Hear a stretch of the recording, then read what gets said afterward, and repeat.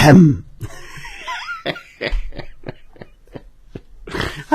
I'll start that again. Hello, everybody. This is my Burn&Learn. I'm staggeringly tired. Absolutely staggeringly tired. Have you got some hearing now? There we go. Can we all hear me now? Has everyone's been like, he's very low. I gotta up the volume as much as I possibly can. Let me pull this down a little bit. Yeah, the sound's on now, eh? All right, it's still pretty peaky, isn't it? How's that? Hola, very loud and clear. Okay, how's that? A little bit better for us. I'm a professional podcaster, folks. That's me. So Burn&Learn. This is my Burn&Learn. I was amusing myself with the thought that what I was describing before with these amazing little things, these little Zs or Zs, as the case may be, that you could use to organize cables. Well, guess what? I was organizing the cable that was attached to my microphone, and of course I hadn't plugged it in. So there you go. Good morning, everybody. Good morning, good evening, whatever that is. We can hear you now. Very good. Hello, Jack. Hello, Samich. Hello, Gopher Fluffernut. Hello, Danish Ducklings. JD Slicer. Oh, we got lots of, and Cal, of course. Lovely Cal. Hello, Cal. And James R. Gurney. How are you, James R. Gurney? So what do we got? Good evening to Grumpy Gray Dad. That sounds like what I should be calling myself. Well, good evening to you, and first time chat to you. Who else we got? First time chat to Asset Junkie. Meredith, you're muted. Damn right I was. And probably a good thing, too. I think he noticed. Thank you, Chewy Do. Hey there, Strange Carrot Man. I am. It's the carrot. It's the carrot cake with the cream cheese icing that I love. Poor Jane. It's her birthday today. Like I said, she's 21 again. And what is she doing all day? She's planning the birthday party that's happening tomorrow. It's not for her. It's for my stepmom's 80th birthday party. So she's actually on her birthday doing all of the legwork required to get my poor wife is spending her entire time organizing a birthday for my stepmom. And what to add absolute, insult to injury. Tomorrow I'm going to be at this sci-fi and biology talk up at the University of Toronto in Scarborough, which you are all welcome to join, by the way, if you'd like to come and check it out, by all means. I wonder if there's a way for me to, I wonder if I could stream from there.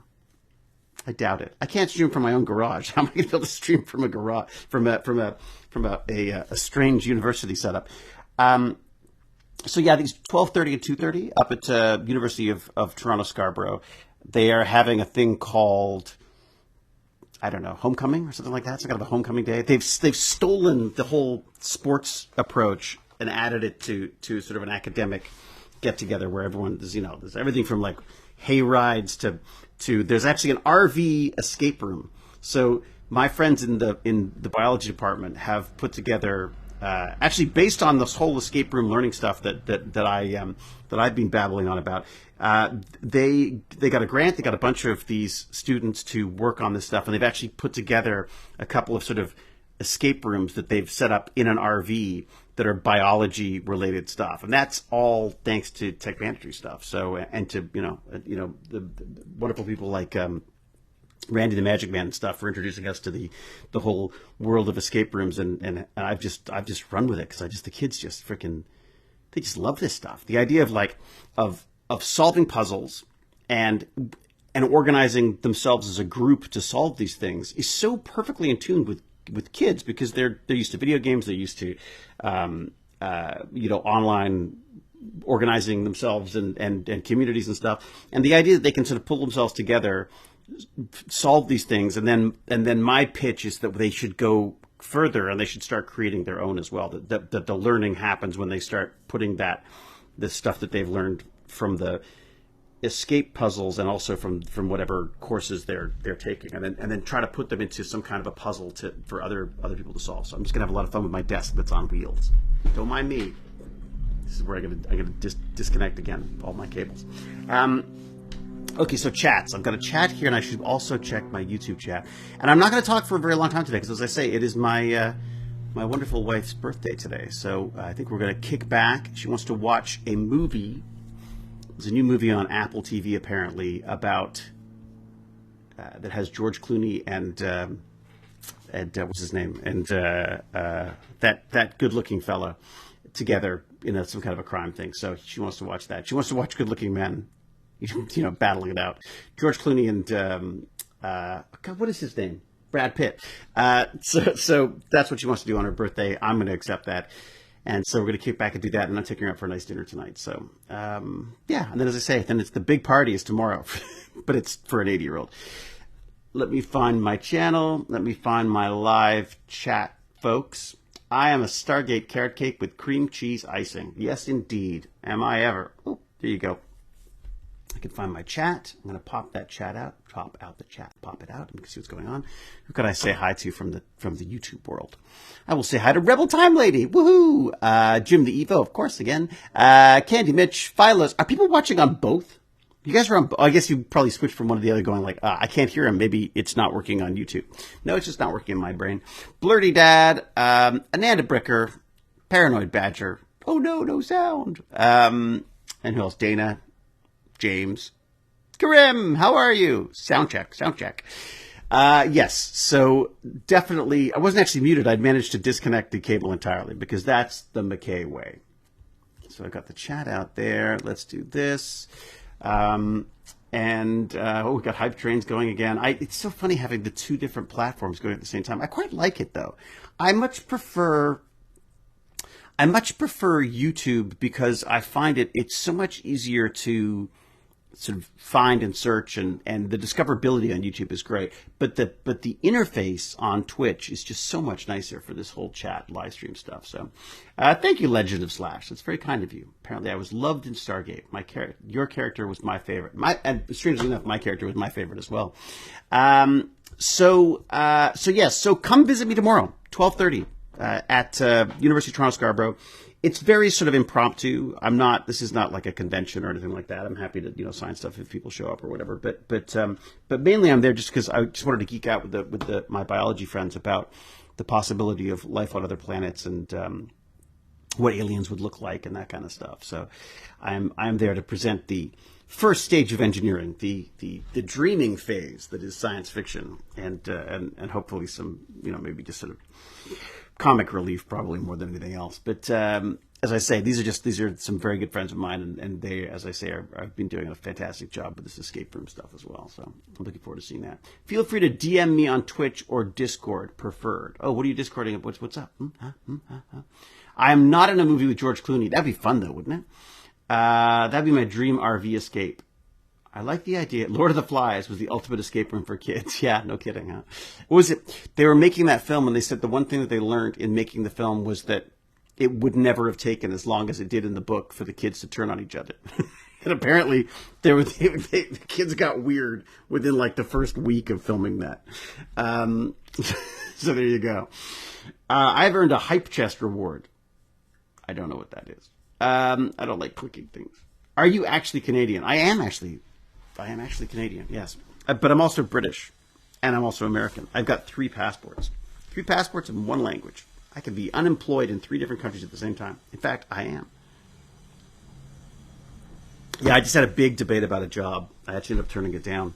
But that sort of, of course, put me in this whole sort of, oh my God, what am I doing? What am I going to be when I grow up? What do I do? Because this job came up, and it would have been a fun job, and I, I like the people involved and stuff, but it required going away again, and the money was just, for some reason, the money has just got really, really bad, and I don't know whether this is the right approach or not to take, but I feel like if I keep working for cheaper and cheaper money, then it's not like it's going to go back up again. Like I feel like I need to set a rate, and as long as people still pay that, at least once in a while, I'll have to turn stuff down if they don't. But when they do, it just sort of, it sets a standard. I just feel like I've been doing this for so long at this point that if I can't get my rates, I feel like then I should probably be doing something else. So I started looking for other things to do. Certainly, great chat with Lance yesterday. Very, very good to catch up with Gimpy G. Hello, Gimpy G's right there. Futurist, David Hewlett. Oh my God, we were talking about futurists the other day. I hate the term futurist. For some reason, it really bothers me. It's almost like it's like pet psychic or something. I just don't. It just doesn't. I know I shouldn't. It's very unfair, I'm sure, but futurist just sounds like a made up. It just sounds like a made up thing. I'm going to have a whole futurist society after me now, but yeah. Would you mind saying happy birthday to my wife, Dr. Adrienne Brown? I think I could do that, Fabricator 101. In fact, I just did. Happy birthday, Dr. Adrienne Brown. And happy birthday to Jane Lohman, by the way, as well, whose birthday it is today, my fabulous wife's birthday today. I am recovering from a nerd con that required a lot of socializing, so this is nice. Really? Recovering from a nerd con. What nerd con was that? As a goth kid, I've always said the Wraith were goth. Yeah, the Wraith are pretty goth. It's true. Huge fans. Thank you very much, Fabricator, and do have a happy birthday. Indeed, is it her birthday today? I'm assuming it is today or somewhere around now. You know. Hello, fellow goth. I was never really goth. I did like my eye makeup, but I was never really. I don't think it was more. I was more sort of the new romantic. I had my sort of frilly sleeves and my floppy hair and clothes and stuff. That was more my thing. Do you have any conventions in Ontario? Legend of Slash. It's interesting. I don't usually. I mean, they're honestly mainly because I'm just not invited. I'll go to little things here and there, like this University of Toronto Scarborough thing. It's free. Like it's not like these are not paying gigs. I'm sort of just doing what I feel is kind of like science, lifelong learning outreach stuff. Like I just think it's really important that people are excited about this stuff, because I just worry if we stop thinking, what is it? You have an open mind, but not so open that your brain falls out. Like I feel like we gotta start getting better at debate and talking about things, because I feel like that's just sort of falling apart right now. I also, surprisingly, weirdly, in a fit of some kind of organization, I got the email of Awesome Awesomeness out today. So if you haven't already got that, go to techbandits.org and sign yourself up for that, because I sent the email out today. It's been a while. It's been quite a while since I sent that. In fact, why don't I can talk about what I talk about in it. Why don't I do that? That would be a brilliant plan, David. Now that they can hear you, what a genius idea. In fact, I'll go and look at it in my own email to make sure that it looks the way it's supposed to look. Shall we? If I can find it, of course. La, la, la, la. I always get it and I'm like, what the hell's this? I just wrote that. And of course it's from myself. So of course I did. I'm always assuming I'm getting hacked now. That's my assumption about everything. Here we go. So, I wonder where am I supposed to get it? I wonder if it got put from myself. It's probably going like, come on. This is a total ripoff. Into learning. Yeah, I've got some fun courses that I gotta get working on for sure. All right, let me see if I'm just gonna pull this thing up like this instead. Please talk amongst yourselves while I natter along with my little post burn and learn endorphins flying. Good workout today. I did actually 45 minutes today on the elliptical. Not the elliptical, on the, what's it called? The erg. I call it the R2C2. It's the rowing machine that I am now kind of addicted to. I'm trying to do it. I was doing it every day. I've sort of held back recently because I just found I was getting aches and pains in places I didn't want to have aches and pains. So I've started doing it every other day in the hopes of sort of, I don't want to go injure myself and then not be able to freaking do it, because God knows I don't need an excuse not to. Although it's really weird taking a day off. I don't like taking a day off. It always throws me off. All right, so email of awesome awesomeness, which needs a better name. Got to come up with a better name for that. Feel free to hurl suggestions at me. So this week, got some fun stuff in it. Really just touching base, keeping everyone up to date on what's going on. Talking about these biology escapes, again, up at University of Toronto. Professor Mason, Professor Ashok, or Ashok, I think it's Ashok. And they've just been amazing. They've sort of just gone full tilt into this concept of escape puzzle learning with her fourth-year biology students. And as I say, they've created puzzles. I think they're aimed at like grade 8 to 12. And I think those are the ones that they're doing in the RV. They've got like University of Toronto has bought like an RV of some sort. I don't know why, for outreach, I guess. And for some reason, that's where the biology department has ended up doing these escape rooms. I thought they should do like a Breaking Bad version, but that's just me. And probably not quite what they want from their biology department, I'm sure. So just about that, talking about these mobileescape.ca. These are the people who do these, they're like letter versions of escape rooms. So you get like a little, in an envelope, you get a whole escape room, little puzzles you've got to solve and maps and stuff like that. And they're just really smart. And they're just a great and cheap introduction to escape rooms and sort of low maintenance for me, because like I'm about to start working with the community center kids again for this semester. And there's going to be like 40 of them. So the idea is like 40 of them, I can divide them into groups and just buy a chunk of these things.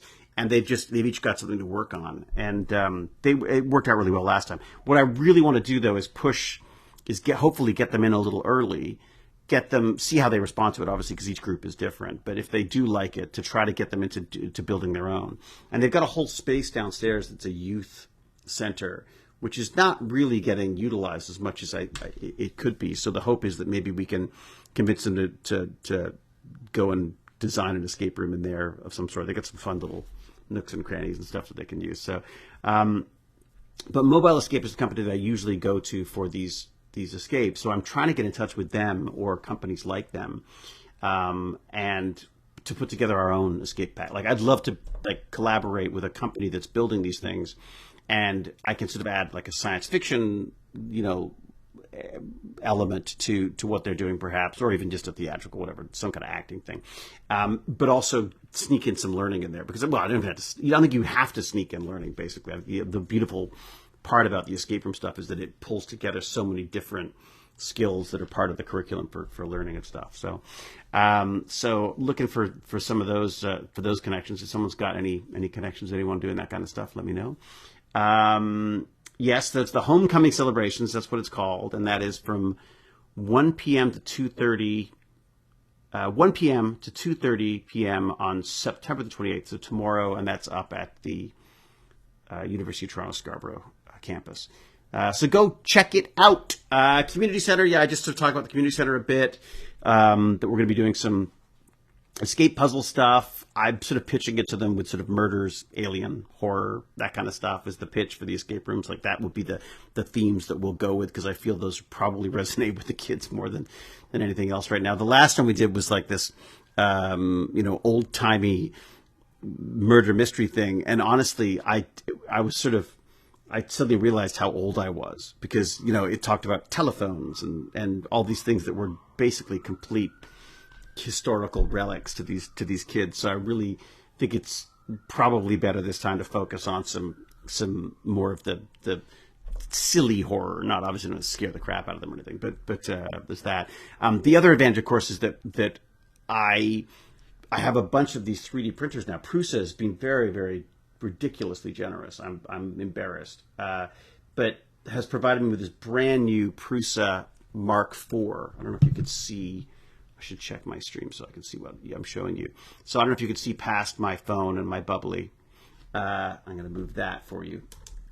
You can see that fabulous array of Prusas beginning to form. The one on the right is an older one, but this one here is this fabulous Mark IV, and it's just, oh my God, it's such a great zippy little printer. And he's giving me a bunch of upgrades for the old one to upgrade that, and I think build some other ones. Well, they're all kits, so I build them all. I have to build them all myself, which I love doing, I got to say. I was hoping to rope some kids in, but for some reason, not a lot of interest in. You want me to build a 3D printer for you? It's like, how much do I get paid for that? I'm like, well, no, it's fun. Yeah, good luck. Anyways, so the idea with that is to build a little printer farm so I can build larger 3D prints. And I'm hoping that those will be elements that we can use in the escape rooms, right? So if there's some fun sort of art design stuff, we can, or practical puzzles even. There's some puzzle stuff I was playing with the other day, which is gone somewhere. But some fun little 3D printed puzzles and locks and stuff that I think would be fun for them to play with. I even wondered about doing some lock picking. I'm not sure how that would go down at the community center though, because some of these kids may use it for nefarious reasons. I doubt it, but I'm sure that the people running it may not be as thrilled about that. I love the idea of lock picking because to me it's like the ultimate geek out, because you're trying to figure out how a lock works so that you can unlock it. And I just think that's just a great use of your brain and analytical skills and critical thinking and all that kind of jazz. Trying to just figure out how to use a piece of technology in a way that it's not meant to.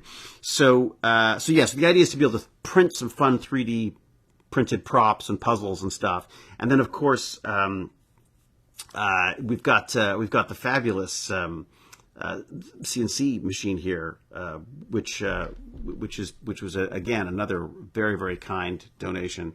Jonathan Leeton Hoggett, I believe, if I got it right. I never get his name right. He's got a wonderful British sounding name. But again, was donated to us for Tech Bandit things to play with. So the idea is that we can create some fun portions of these puzzles, and the kids can actually work on this stuff. So, I think it'd be really fun for them to have their own puzzle, like something. And I'd be very curious to hear what they do with it. Like, what are the stories they want to tell with these things? Because there's a storytelling element. There is a presentation element. There's audio visual, there's music, there's so many different elements of these things that could be played with. And I feel like what a great way of it's like sorting the Lego in one of those Lego sorting machines where, you put all the kids in the top and you sort of shake it. And my hope is that all the kids who are into making films go to the film video portion, and all of the acting folks hang out in the acting portion and act pretentious. And then there's people who just want to write, and there's people who just want to do the electronics and work on the on the physics and mechanics of things. So I love the idea of this as a way of not just teaching kids, but also of helping them find that key group of friends that can sort of help propel them into success in the rest of their lives. I was very, very lucky that way. Like when I was 13, 14 years old, I hooked up with my filmmaking friends in high school, and I was terrible at school. I hated school. I hated everything about school, except I fell in with this wonderful gang of filmmakers, and we just made films. That's what we did. And I didn't know. I thought I was goofing off. I literally thought we were goofing off. Like I was like, oh boy, we're screwed. Yeah, I'm not doing homework. I'm making films. Of course, the teachers are laughing their butts off because they're like little Hewlett doesn't even realize he's actually learning tons of stuff, but he thinks he's getting away with it. But so we made movies, and I still work with them today. So my hope is that if we can, like I say, use something like this escape room learning stuff, or at least the tech banditry stuff in some way, shape, or form, to sort of the Lego sorter, to sort of let people fall in with the right, the right similar-minded kids and stuff. Oh my God, I'm so tired. I'm so sorry.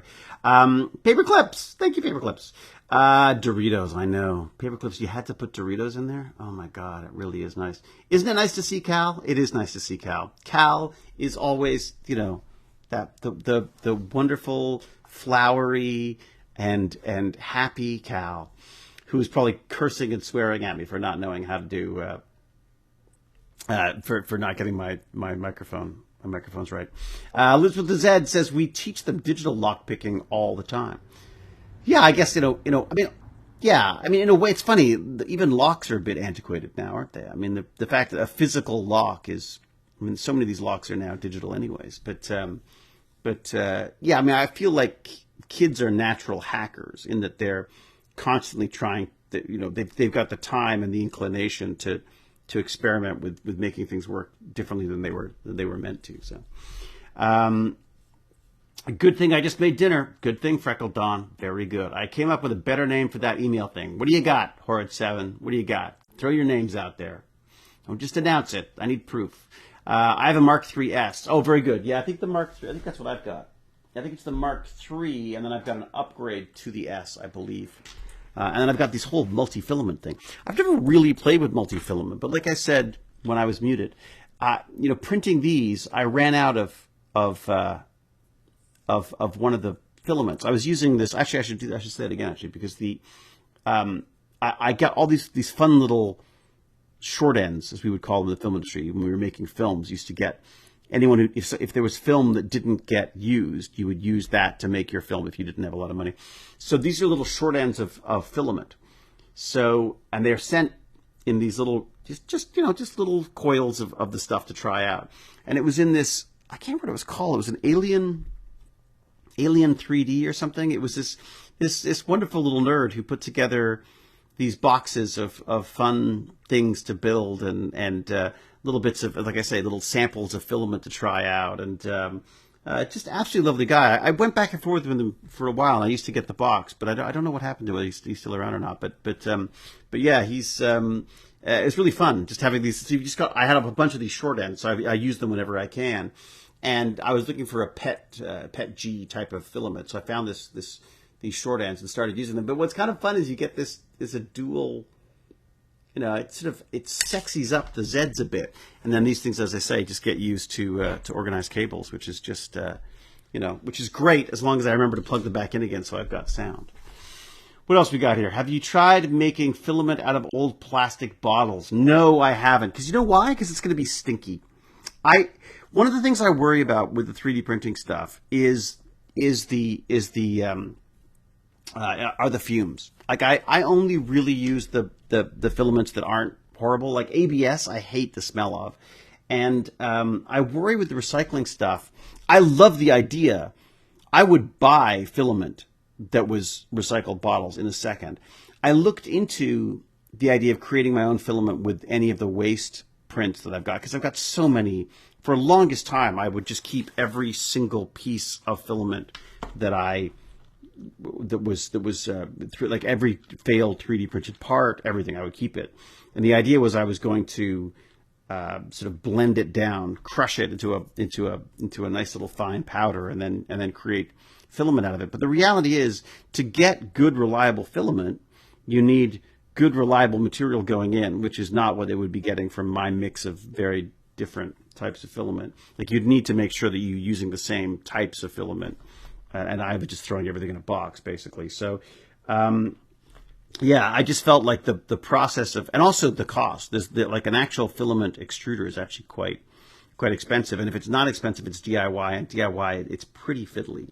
I'll tell you who does it, and who does a great job of it, is Prusa. Prusa has a whole filament department that they make their filament, and I just, oh my God, the system they have for that is amazing. It's like a entire factory of this filament going across these little rollers and stuff. It's just it's amazing. Lots of filament is plant-based and biodegradable. Now, anyway, that's it. It's full-time job. So that's the stuff I'm gravitating towards for sure. Because my concern is, we print a lot of tchotchkes.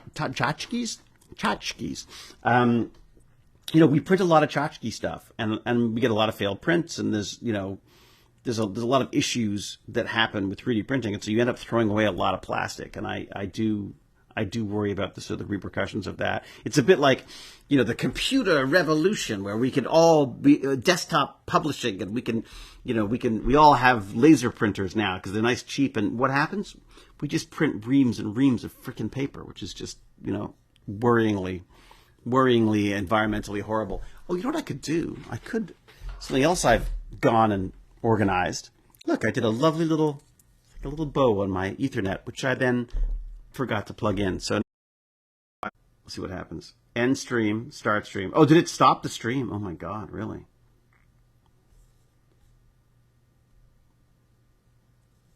I've posted the name of the better email thing. What have we got? Did anyone find out what it was? What was it called? What was the name of the better thing? I posted the better name. Okay, yeah. No, I still haven't seen it. I'm still looking. Hello, Internet, all issues, but nice to see David. Internet is having issues, but nice to see. It's been a while, yes. Where is this kids program you're talking about? I'm new to this stream. Legend of Slash. It's with a local community center. I'm not going to say which one because I don't want people showing up. But I don't want the wrong people showing up. And also, you won't get in anyways. They got security and everything. But no, it's aimed at a bunch of high school kids that do volunteer hours. And part of their volunteer hours, they can do it at the community center, and they can get community hours by participating in events where they learn stuff. So basically, they get volunteer hours for learning stuff. And it was something that Baz introduced me to from his school, from his previous school. And it's just been, I kind of, well, I love it. I mean, I think it feels like it feels like you can actually make a difference. And it's just kind of fun having, just seeing the odd kid go, oh, that's kind of cool. Oh, spiders, maybe they are neat. Or, hey, I could get into big data analytics stuff instead of, giving up on my sports dreams or whatever. So yeah, it's a Toronto-based thing. I'd love to expand it. I'm not sure. I think if I had my druthers right now, I'd be doing a lot more of it, because I really, really do enjoy it. I can just imagine what he might be saying by reading his lips. Sound gone and choppy vid. Oh, really? Lagging and no sound. You hate that cable, don't you? I do. Let's just see. Let's make sure that cable is in fact. Yeah, no, it's trying. It's trying. You know what I could do? I wonder if I stop. I could experiment. All right, if I lose you, I lose you. But if I don't lose you, I should message Cal, which won't happen until later. I refreshed, fixed the pause, but no sound from me either. Oh, really? I'm still broadcasting sound, so I don't know what I can see it. I can see it in my little meter is still going. Let's try this. David, no sound again. That's so weird. All the YouTube stream has sound. Oh, so is it just interesting?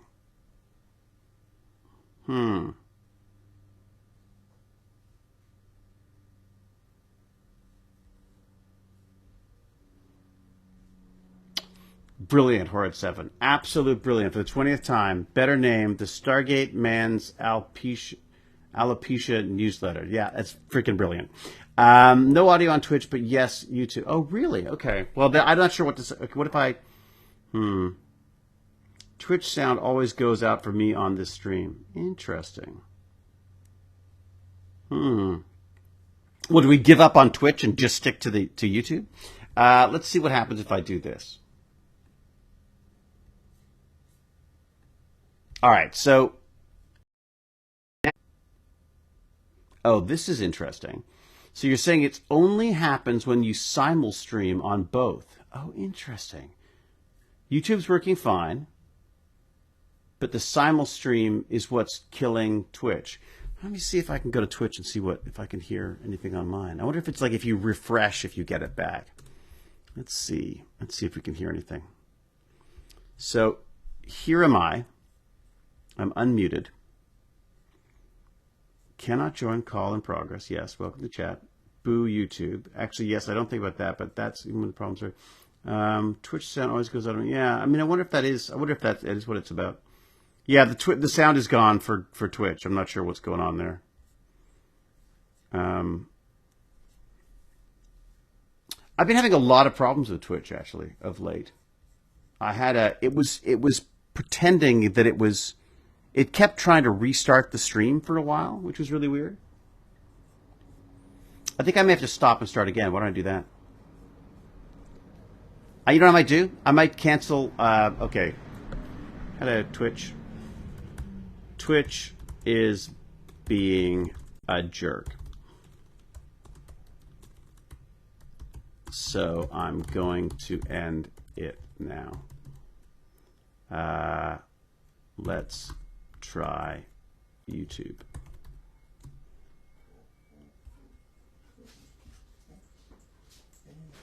What's going on, dog? Making weird dog noises. Dog's making weird growly noises.